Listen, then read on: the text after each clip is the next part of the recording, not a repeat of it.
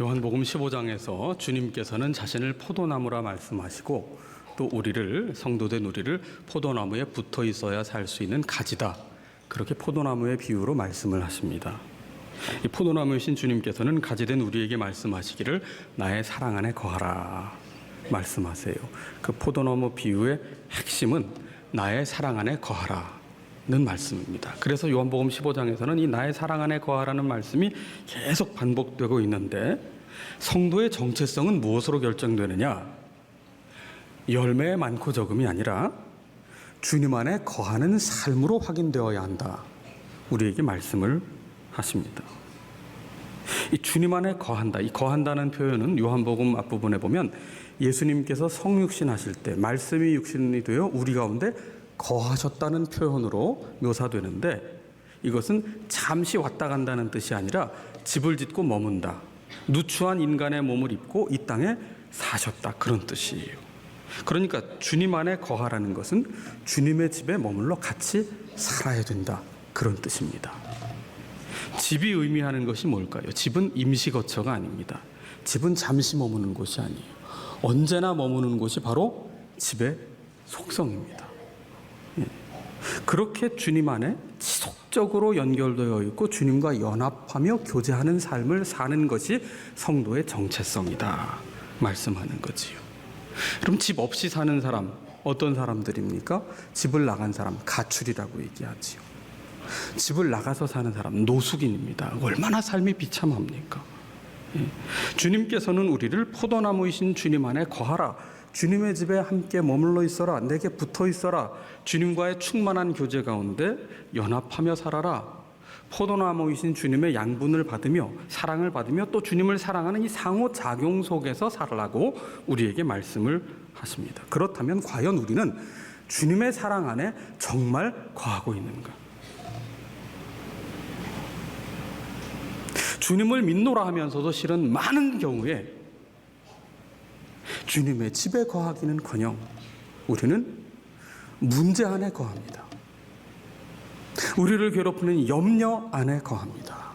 우리를 분노케 한 일에 매여서 살아갑니다. 과거의 실패의 기억, 돌이킬 수 없는 일에 대한 후회에 매여서 살아갑니다. 상처에 매여 살아갑니다. 그렇기 때문에 주님 안에 거하지 못하는 거예요. 주님을 사랑하십니까? 정말 주님의 사랑 안에 거하고 계십니까? 그렇다면 주님의 사랑 안에 거하는 삶이란 무엇이냐? 다른 무엇이 아닌 정말 주님 안에 함께 사는 것이요, 그것을 또 다른 표현으로 10절에 보시면 아버지의 계명을 지키는 것이다. 주님의 사랑 안에 거하는 삶은 주님의 집에 거하는 것인데, 그것은 주님의 계명을 지키는 것, 다시 말하면 말씀에 순종하는 것이다. 그러니까 주님의 사랑 안에 거한다면 그 증거는 하나님의 말씀에 대한 순종으로 나타나야 한다, 그렇게 말씀하고 있습니다. 우리가 매일 성경으로 역대상 말씀을 묵상하고 있는데요, 다윗이 헤브론에서 기름 부음을 받아 왕이 되었습니다. 그런데 그 이전까지 다윗은 한 번도 스스로 왕이 되고자 한 적이 없었어요. 우리는 다 왕이 되고 싶어 합니다. 기회가 없어서 그렇고 사람들이 인정해 주지 않아서 그렇지. 그런데 다윗은 한 번도 스스로 왕이 되고자 한 적이 없어요. 심지어 자신을 죽이려 하는 사울 왕을 직접 2번이나 대면하는 기회, 자신의 손으로 사울 왕을 해칠 수 있는 기회가 있었음에도 손 하나, 털끝 하나 대지 않았습니다. 다윗이 한 것은 무엇이냐? 오직 하나, 쫓겨다니는 중에도 하나님을 붙드는 일만 했어요. 하나님께 붙어있는 삶을 추구했단 말이지요. 그렇게 신실하신 하나님의 사랑 안에 머물면서 하나님을 신뢰하였기에 그는 끝까지 하나님의 손에 맡기고 기다렸습니다. 또 하나의 다윗 왕조의 특징이 있어요. 수많은 사람들이, 이름을 셀 수 없는 수많은 사람들이 다윗 왕을 도왔다는 거예요. 다윗이 왕이 되는 그 일을 도왔다는 겁니다. 다윗 왕조가 융성할 수 있었던 비결은 그러니까 다윗이 특별히 탁월했기 때문이 아니라 다윗의 신실함 때문이었고, 또 한 가지는 다윗을 돕는 수많은 사람들이 있었기 때문인데, 그 수많은 이들이 왜 다윗을 도왔느냐? 그 역대상 말씀에 보면 하나님의 말씀에 순종하였다고 반복 기록하고 있습니다. 하나님의 말씀에 순종하기로 한 이들이 다윗을 도와서 나라를 세웠다는 거예요. 그래서 역대상 9장까지 족보를 끝낸 후에 이제 한숨을 돌릴까 하는데 11장, 12장에 또 이름들이 나오잖아요. 이거를 어떻게 해야 되나? 예. 그 수많은 내가 알지 못하는 사람들의 이름이 등장하는데 그 사람들은 한결같이 하나님 말씀에 순종하기로 작정하여 다윗을 도운 이들이었다는 것이지요. 자, 포도 열매를 한번 살펴봅시다. 포도 열매의 특징이 있어요. 포도 열매의 특징은 송이째 열린다는 거지요. 제가 교회학교 다니던 시절에 항상 이 교회학교 예배당 뒤에는 뭐가 있었냐면 커다란 전지에 이 반별로 이 빈 포도송이 그림이 붙어 있었습니다. 그러면 첫 주, 5월 첫째 주일에 출석하면 스티커 2개씩, 전도하면 또 몇 개, 암송하면 또 몇 개, 지각하면 또 뭐 1개, 뭐 이런 식으로 해서 붙입니다. 그럼 이제 월별로 이제 시상을 하는 거예요. 또 연말 시상도 합니다. 이걸 당시에 근대화 슈퍼체인에서 가져가가지고 물건을 사면은 어느 액수 이상을 사면 이 포도 열매 판을, 포도송이 판을 주고는 스티커를 하나씩 주는 거예요. 여기서 채워오면은 두루마리 휴지 주고 막 이랬어요.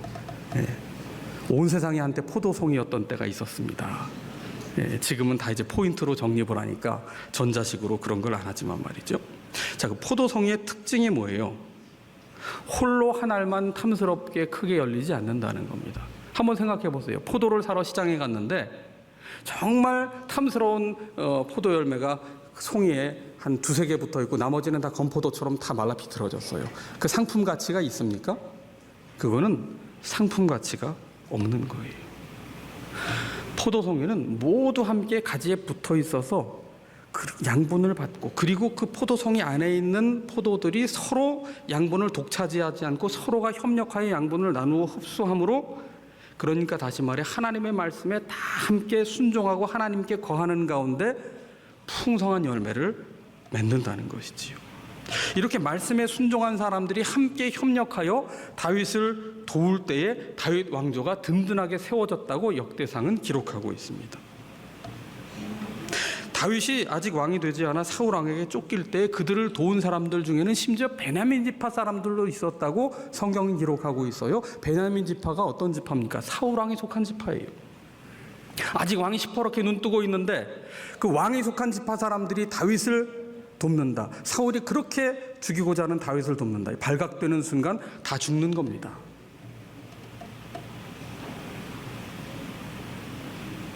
그럼에도 이 위험한 일을 이들이 자처했어요. 이들은 사울 왕에게 무슨 배신감을 느껴가지고 돌아선 사람도 아니고 다윗을 따르면 앞으로 내게 큰 이익이 있을 것이다 계산해서 따른 사람들이 아니었습니다. 베냐민 지파 사람들이 왜 이렇게 위험을 자처하면서까지도 다윗을 돕는 일에 나섰느냐 하면 하나님 말씀에 순종하기로 결단했기 때문이다. 성경은 기록하고 있어요. 또 다른 지파 갓지파 사람들 같은 경우에 이들은 그 여호수아를 통해 분배받았던 땅이 어떤 땅이냐면 기름지고 비옥한 땅이에요. 그런데 이들이 다윗을 돕기로 자처하여 고향 땅을 떠납니다. 분배받은 땅을 떠나요. 다윗이 머물던 곳은 어디입니까? 광야 한복판입니다. 아무것도 거둘 수 없는 그 척박한 광야로 고생할 것을 각오하고 다윗을 돕고자 길을 나섰습니다. 역대상 12장 18절은 성령의 감동을 받은 아마새의 입을 빌려 이렇게 말하지요. 하나님이 다윗을 도우신다. 하나님이 다윗을 도우신다. 하나님 편에 서서 그 많은 사람들이 다윗을 도운 거예요. 여러분, 말씀에 순종해서 다윗을 도운 일은 단지 힘들고 부담스럽기만 한 일은 아니었습니다. 말씀에 순종한 이들을 통해서 다윗 왕조가 세워지자 정치적 안정과 번영을 누리게 되었을 뿐만 아니라 이 말씀에 순종하였다는 것은 근본적으로 하나님의 통치를 받는 백성이 되기를 선택하고 결단했다는 거예요. 내 형편이 어떠하든 하나님의 통치를 받는 백성으로 살겠다고 결단한 그 백성들의 순종의 행위 안에 하나님께서 무엇을 주셨냐면 기쁨을 주셨어요. 그래서 역대상 12장 마지막 절에 보면 온 백성 가운데 기쁨이 있었다고 기록해 놓았습니다. 이게 순종의 기쁨이에요. 어느 한 개인에게 국한된 기쁨이 아니라 그 시대, 그 온 백성에게 기쁨이 가득 임했다. 무엇을 통하여? 하나님의 통치 안에 거하기로 한, 하나님께 순종하기로 작정한 백성들을 통해서 그 시대, 그 백성들에게 기쁨이 임했다는 겁니다. 오늘 이 시대에 기쁨이 있습니까? 우리의 삶에 기쁨이 있습니까? 우리 개인에게나 이 공동체 안에 정말 기쁨이 있냐고. 행복을 찾아가는 사람들은 많은데 오늘 기쁨을 누리며 살아가는 사람은 과연 있느냐는 거예요. 주님의 사랑 안에 거하는 삶은 어떤 삶입니까? 말씀에 순종하는 삶이에요. 주님께서 왜 우리에게 말씀에 순종하며 살라고 말씀하십니까? 11절 말씀을 함께 읽어보시겠습니다. 11절 말씀입니다. 내가 이것을 너희에게 이름은 내 기쁨이 너희 안에 있어 너희 기쁨을 충만하게 하려 함이라. 아멘. 왜 주님 안에 붙어 있으라고 하고 왜 주님 말씀에 순종하라고 하실까요?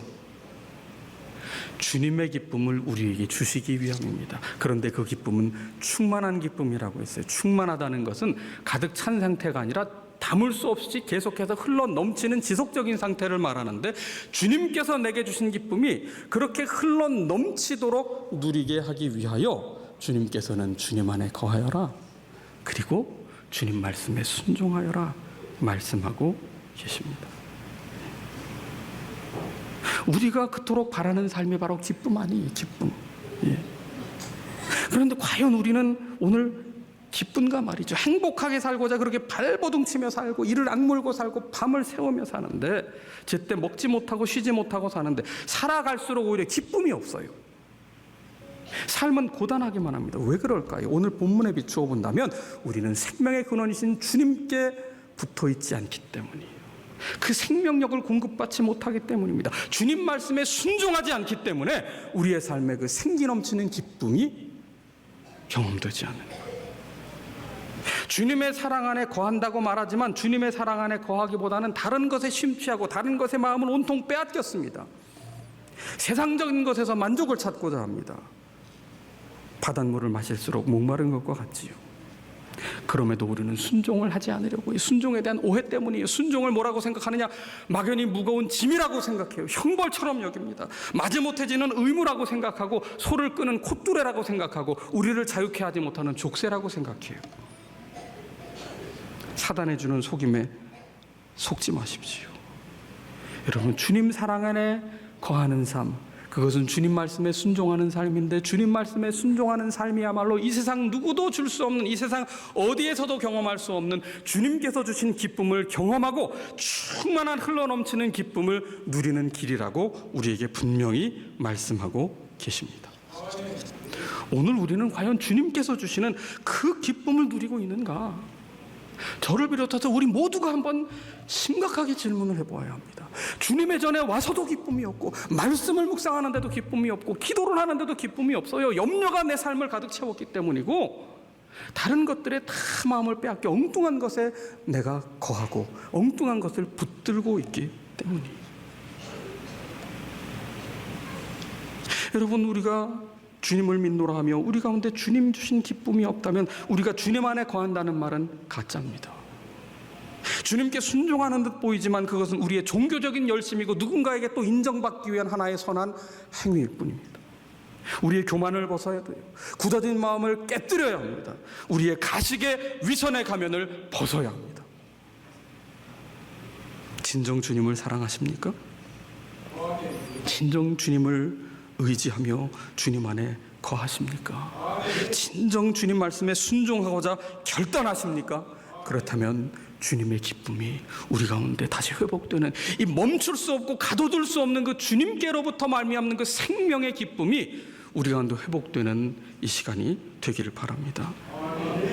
주님 사랑 안에 거하라 하신 말씀은 또 한 가지를 말씀하시는데 12절 말씀이에요. 12절 말씀의 핵심은 너희도 서로 사랑하라는 겁니다. 주님께서 우리를 사랑하셨으니 서로 사랑하라는 거예요. 주님 사랑 안에 거하는다는 것은 주님을 사랑한다는 것이요, 그것은 주님 말씀에 순종하는 것이요, 동시에 주님께 받은 사랑으로 이제는 서로를 사랑하는 것이다. 그것이 이 기쁨을 잃어버리고 생명력을 잃어버린 세상에서 주님의 기쁨을 다시 되찾고 그 기쁨을 충만하게 경험하며 그 기쁨을, 이 기쁨을 잃어버린 세상에 흘려보내는 길이라고 말씀하고 하십니다. 서로 사랑하는 거예요. 그런데 여러분, 세상에서 제일 어려운 게 뭐예요? 사랑하는 거예요. 예. 그래서 가요 중에 이런 노래가 있어요. 사랑 사랑 누가 말했나. 예. 남궁옥분이라는 사람이 그 옛날 80년대 큰 깨달음을 얻고 사랑 누가 말했나. 누군가를 진심으로 사랑하는 것처럼 어려운 게 어디 있어요? 여러분, 사랑이 어렵지 않고 달콤하게만 느껴진다면 아직 사랑을 안 해본 거예요. 사랑을 경험하지 못한 거예요. 사도 바울은 이 사랑이 얼마나 어려운지 고린도전서 13장에서 사랑의 첫째 덕목을 뭐라고 얘기했어요? 오래 참는 거다. 여러분, 우리가 제일 힘든 게 뭐예요? 참는 거 제일 힘들어요. 음식 시켜놓고 안 나와봐요, 못 참습니다. 인터넷 안 쳐다봐요, 속 터집니다. 예. 참는 것처럼 어려운 게 어딨어요. 그런데 그 고린도전서 13장의 끝에 보면 끝까지 견디느니라. 여러분, 사랑은 참는 것으로 시작해서 끝까지 견디는 것으로 끝나요. 정말 힘든 게 사랑하는 겁니다. 정말 힘든 일이에요. 예. 우리가 누군가를 사랑하려고 할 때 우리가 깨닫는 건 뭐예요? 우리 힘으로는 사랑할 수 없다는 우리의 한계를 깨닫게 될 뿐입니다. 사랑하지 않을 땐 몰랐지만, 그래서 막상 사랑하려고 하면 어떻게 돼요? 깊은 좌절을 느낍니다. 아픔을 경험하는 거예요. 배우자를 내 가슴 뛰므로 사랑하려고 할 때는 요만큼 사랑할 수 있었는데, 주님의 십자가에서 보신 사랑으로 정말 사랑하려고 하니까 어때요? 내 속이 쓰린 거예요. 내 자존심이 상하는 거예요. 정말 피눈물이 나는 거예요. 품에 안은 자식은 예뻤는데 점점 커서 품을 떠나는 자식, 정말 내 사랑으로 사랑할 수 없는 단계가 되는 거지요. 내 사랑으로 사랑할 수 없는 단계에 이를 때 우리가 쓰는 표현이 있어요. 배우자를 향해서 매우 인간적인 단어를 쓰죠. 저 인간, 그 인간, 이 인간. 인간적으로 말이지 더 이상 사랑할 수 없다고 우리는 이를 갈지 않습니까? 왜 사랑하려고 하는데 왜 이렇게 찌르는 고통이 나를 아프게 할까? 여러분, 내 힘만으로 사랑할 수 없는 한계를 경험하고 아파할 때 비로소 우리는 주님의 십자가에서 보이신 사랑을 경험할 수 있게 되는 거예요. 내 사랑이 아닌 주님의 사랑을 알게 하시려고, 내 작은 사랑을 깨뜨리시고 주님의 사랑으로 우리의 사랑을 확장해 주시려고 하나님은 때로 사랑하고자 하는 우리에게 아픔을 주시고 눈물을 주시는 거예요. 포도송이에 대한 말씀을 드렸습니다마는 한 알만 탐스럽게 열린 포도열매, 아무리 탐스럽게 열려도 나머지가 다 건포도처럼 파리하게 다 말라 비틀어졌다. 그건 포도열매가 아니잖아요. 모두가 주님께 붙어있고 그 사랑으로 양분을 공급받고 그 양분을 나눌 때, 누군가가 독차지하지 않을 때 그 주님의 사랑 안에서 우리는 서로 사랑할 수 있게 되는 것이고, 그럴 때 넘치는 기쁨, 풍성한 열매를 맺게 되는 겁니다. 오늘은 어버이주일이에요. 10계명에 우리 인간관계에서 지켜야 될 가장 첫 번째 덕목이 부모를 공경하는 것이요, 그리고 부모를 공경하는 것은 이 땅에서 잘 되는 약속 있는 첫 계명이라고 말씀하셨어요. 레위기에서는 뭐라고까지 말씀하셨느냐? 하나님을 공경한다고 하면서 부모를 공경하지 않는 것은 그것은 거짓이다. 하나님을 섬기는 믿음은 부모를 공경하는 것으로 측정된다고 말씀을 하고 있습니다. 여러분, 그런데 내리사랑은 있어도 치사랑이 없다고 해요. 과연 우리는 서로 사랑하고 있는가? 정말 주님 말씀에 순종하고 있는가? 오래전에 나온 책입니다만 탄저잉이라고 하는 분이 쓴 살아있는 동안 꼭 해야 할 49가지라는 책이 있어요. 거기 부제처럼 풀어 쓴 제목이 좀 긴데, 우리에게 남겨진 날이 얼마 되지 않았을 때 우리가 미리 생각하고 꼭 해야 할 일을 찾는다면 어떤 것이 있을까? 그게 49가지입니다. 그 중에 한 대목이 있어요. 어쩌면 많이 들어보신 이야기일 수 있습니다. 대표적으로 알려진 내용이에요. 어느 대학을 졸업한 청년이 입사시험을 가는데 면접 볼 때 사장님이 묻습니다. 자네는 부모님의 몸을 씻겨드려 본 적이 있나? 아니요, 없습니다. 그럼 가서 부모님의 발을 씻겨드리고 내일 다시 면접 장소에 오게나. 이 청년이 집으로 갔어요. 이 청년에게 어머님은 아버님을 일찍 여의고 나서 홀로 일하며 자녀를 키운 세상에 둘도 없는 어머니. 어머니께 발을 오늘 씻어드리겠다. 얘가 왜 이러냐? 안 한다. 이 자녀가, 이 청년이 배경을 설명하는 거. 오늘 취업 면접을 갔는데 사장님께서 어머니 발을 씻겨주지 않으면 내일 면접을 볼 수 없다고 하니 내가 취업을 위해서라도 어머니 발을 씻겨야 되겠다. 그래서 어머니가 할 수 없이 발을 내밉니다. 그때 이 청년이 이런 말을 하지요. 어머니, 일찍 아버지 돌아가시고 저를 혼자 키우시느라 고생 많으셨죠. 말하면서 발을 씻겨드리려는 그 순간을 이렇게 기록하고 있어요. 그 순간 숨이 멎는 것 같았다. 말문이 막혔다. 어머니의 발은 시멘트처럼 딱딱하게 굳어 있었다. 손길이 가늘게 떨렸다. 울음을 참으려고 이를 악물었다. 새어나오는 울음소리를 간신히 삼키고 또 삼켰다. 하지만 어깨가 들썩이는 것은 어쩔 수 없었다. 여러분, 우리는 평생 부모님의 발을 한 번도 씻어 드리지 못하고